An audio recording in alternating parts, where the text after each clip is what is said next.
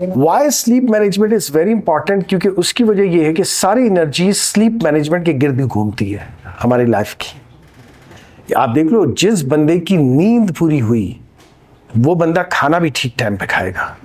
जिस बंदे का खाना ठीक टाइम पे हुआ वो बंदा काम एनर्जी के साथ करेगा। जिस बंदे का काम एनर्जी के साथ हुआ वो प्रोक्रास्टिनेशन पे नहीं जाएगा। ये जो ना लंबा करते हैं, प्रोक्रास्टिनेशन मीन्स लंबा करते हैं चीज़ों को।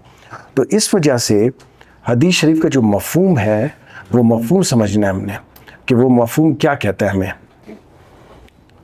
अल्लाहुम्मा बारिक ली उम्मती फी बुकरिहा, ये हदीस शरीफ का मफहूम है। ऐ अल्लाह मेरी उम्मत की सुबह में बरकत नसीब फरमा। वो जो सुबह है वो फजर की नमाज के फौरन बाद है।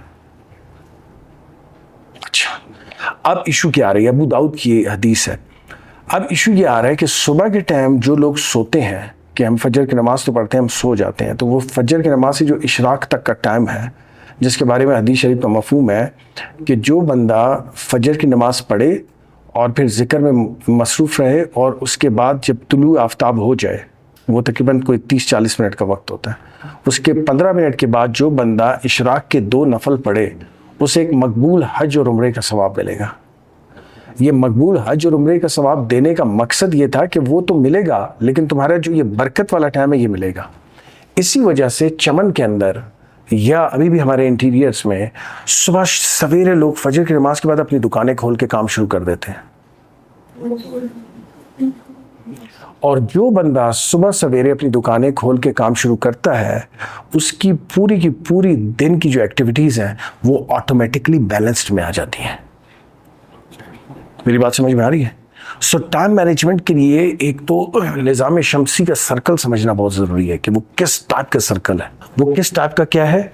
सर्कल है। किस टाइप का सर्कल है? मेरी बात समझ में आ रही बात? ये बहुत इंपॉर्टेंट चीज़ मैं आपको बता रहा हूँ। ये वो चीज़ें हैं कि जिसकी बेस पे आपको पहले ये अंडरस्टैंड करना पड़ेगा। हाँ, आप कर रहे हो नहीं कर रहे हो एक अलग इशू है कि सर मैं तो ये नहीं कर रहा, ना मुझे पता था। अच्छा, मुझे पता था तब भी नहीं कर रहा, वो एक अलग इशू है। सो सबसे पहली चीज़ है जानना।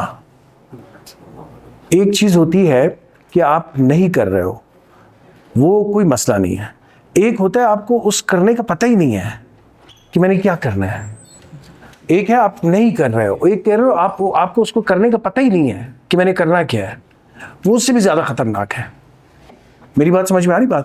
यानी जहालत इतनी बड़ी अजाब है कि लोगों को पता ही नहीं है कि हमने करना क्या है।